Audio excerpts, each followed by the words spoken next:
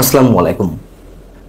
নিঃসন্দেহে দেশের বিভিন্ন অনাকাঙ্ক্ষিত এবং উত্তেজনাকর পরিস্থিতিতে সেনাবাহিনী যথেষ্ট ধৈর্যের পরিচয় দিচ্ছে। এমনকি এই বাহিনীর প্রতি বিভিন্ন মহল থেকে যে মারমুখী আচরণ, সেখানেও তারা যথেষ্ট সহনশীলতার পরিচয় দিচ্ছে। কিন্তু তাদের এই ধৈর্য নিয়ে মানুষের মধ্যে এরই মধ্যে নানান ধরনের প্রশ্নের সৃষ্টি হয়েছে।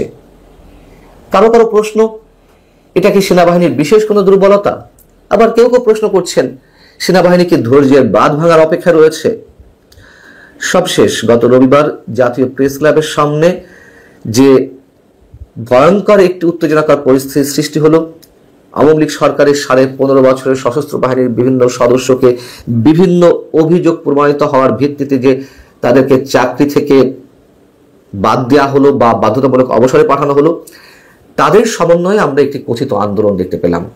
এবং সেই আন্দোলনের মধ্য দিয়ে আবারও সেনাবাহিনীকে আক্রমণ করার, সেনা সদস্য বা সেনা কর্মকর্তাদের প্রতি মারমুখী যে আচরণ, তাদের যে ঔদ্ধত্যপূর্ণ যে অ্যাটিটিউড আমাদের সামনে উপস্থিত হলো, তাতে এটি স্পষ্ট দেশের একটি বিশেষ রাজনৈতিক গোষ্ঠী সেনাবাহিনীকে সাধারণ মানুষের মুখোমুখি দাঁড় করানোর অব্যাহত চেষ্টা চালিয়ে যাচ্ছে, রীতিমতো যুদ্ধ বাঁধানোর চেষ্টা করছে। আমার মনে হয় সেনাবাহিনী এ বিষয়ে অবগত। যাই হোক, সেখানেও সেনা কর্মকর্তারা বা সেনা সদস্যরা যথেষ্ট সহনশীলতার পরিচয় দিয়েছেন এবং এটি নিয়ে প্রায় গভীর রাতে সশস্ত্র বাহিনীর আন্তঃবাহিনী জনসংযোগ পরিদপ্তর আইএসপিআর থেকে একটি প্রেস বিজ্ঞপ্তি পাঠানো হয়েছে, তাদের বক্তব্য তুলে ধরা হয়েছে এবং তাদের এই প্রেস বিজ্ঞপ্তিটিকে আমরা অনেকেই একটি বিশেষ বার্তা হিসেবে ধরে নিতে পারি। আবার অনেকের কাছে এটি গতানুগতিক একটি প্রক্রিয়াও মনে হতে পারে। তবে আমার মনে হয় এর মধ্যে বিশেষ একটি ইঙ্গিত রয়েছে। প্রেস বিজ্ঞপ্তিতে সেনাবাহিনী যা বলছে বা সশস্ত্র বাহিনী বলছে যে রোববারের কিছু অনভিপ্রেত আচরণ এবং এই সুশৃঙ্খল বাহিনীর ঐতিহ্য ও মূল্যবোধকে প্রশ্নবিদ্ধ করেছে। পরপর দুবার সফল বৈঠক শেষে প্রতিনিধি দল ফেরত যাওয়ার সময় কতিপয় উশৃঙ্খল বরখাস্ত সেনা সদস্যদের উস্কানিতে ওই প্রতিনিধি দলের গাড়িতে বা গাড়ির সামনে প্রতিবন্ধকতার সৃষ্টি করা হয়। এছাড়া আইন শৃঙ্খলা বাহিনীর সদস্যদের লক্ষ্য করে ইটপাটকেল নিক্ষেপ এবং অশ্রাব্য ভাষায় স্লোগান দেওয়া হয়।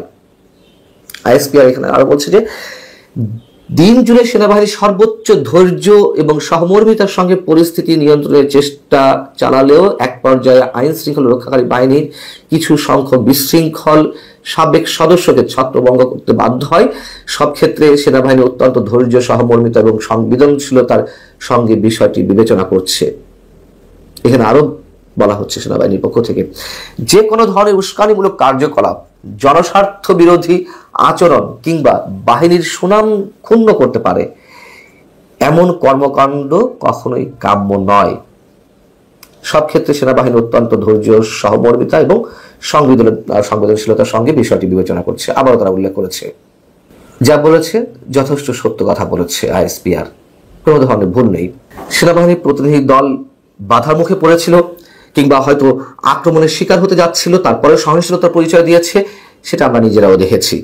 কিন্তু গত 9 মাসের বেশি সময় ধরে একটি বিশেষ মহলের মাধ্যমে দেশের বিভিন্ন স্থানে বিভিন্ন পর্যায়ে যে একের পর এক মব সৃষ্টি করা হচ্ছে, সাধারণ মানুষ চরমভাবে আতঙ্কগ্রস্ত, এসবের বিরুদ্ধে সেনাবাহিনী কেন এখনো পর্যন্ত কোনো কার্যকর ব্যবস্থা গ্রহণ করতে পারেনি তা নিয়ে মানুষের মধ্যে যথেষ্ট সংশয়, যথেষ্ট ধরনের প্রশ্ন সৃষ্টি হয়েছে। যেহেতু সেনা সদস্যরা এখনো পর্যন্ত রাজপথে রয়েছেন আইন শৃঙ্খলা রক্ষা করার কাজে। আবার কোন কোন কথিত আন্দোলনে যখন এই ধরনের উস্কানিমূলক স্লোগান ওঠে, সেনা প্রধানের সাথে তুলনা করে স্লোগান ওঠে হাসনাত না ওয়াকার, হাসনাত হাসনাত, তখন আমাদের বুঝতে বাকি থাকে না যে আসলে সেনাবাহিনীকে কতটা খেলো করার চেষ্টা করা হচ্ছে, প্রকাশ্যে কিংবা অপ্রকাশ্যে, প্রত্যক্ষ কিংবা পরোক্ষভাবে। তারপরেও সেনাবাহিনী যথেষ্ট ধৈর্যের পরিচয় দিচ্ছে। যদিও ক্ষেত্র বিশেষ আমি মনে করি না যেমন এইসব ক্ষেত্রে যে এসবের বিরুদ্ধে সেনাবাহিনী সরাসরি কোনো অ্যাকশনে যাবে। এখন সেনাবাহিনীর অবশ্যই ভাবমূর্তির বিষয় রয়েছে এখানে, যে কেউ যে কোনো কিছু বললে তার বিরুদ্ধে অ্যাকশনে ঝাঁপিয়ে পড়তে হবে। কিন্তু সার্বিকভাবে এটা সত্য কথা, সেনাবাহিনীর কোনো কোনো ক্ষেত্রে যে আচরণ বা যে অবস্থান সেটি নিয়ে মানুষের মধ্যে নানান ধরনের সংশয়ের সৃষ্টি হয়েছে। এতে করে মানুষ একদিকে যেমন আতঙ্কগ্রস্ত, অন্যদিকে প্রচন্ডভাবে হতাশাগ্রস্ত। একটি বক্তব্য দিয়ে শেষ করতে চাই। এই যে চাকরিচ্যুত বা অবসরপ্রাপ্ত সেনা সদস্যদের যে আন্দোলন, সেই আন্দোলনের যিনি সেনা সদর দফতর থেকে সেনাবাহিনীর প্রতিনিধি হিসাবে মধ্যস্থতা করতে গিয়েছিলেন, তাদের বক্তব্য শুনতে গিয়েছিলেন, সেই ব্রিগেডিয়ার জেনারেল আমিনুর রহমান বিক্ষোভের মুখে তিনি কয়েকটি কথা বলেছেন, বেশ সাহসী উচ্চারণ করেছেন।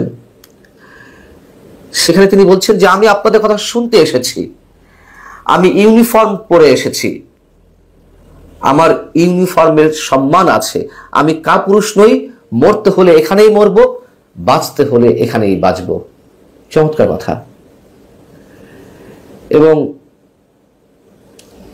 এটাই সেনা সদস্য কিংবা সেনা কর্মকর্তাদের বক্তব্য, মানুষ সেটাই আশা করে। তারা যথেষ্ট ঝুঁকি নিয়ে দেশের জন্য কাজ করবেন, দেশের মানুষের জন্য কাজ করবেন। সেনাবাহিনীর যে বিবৃতি গত রাতে দেওয়া হলো, সেই বিবৃতিতে আমরা কি এখন ধরে নেব যে এসবের বিরুদ্ধে সেনাবাহিনীর শক্ত কোনো অবস্থানে যাচ্ছে? এটার মধ্য দিয়ে স্পষ্টভাবে বিশেষ কোনো ইঙ্গিত রয়েছে?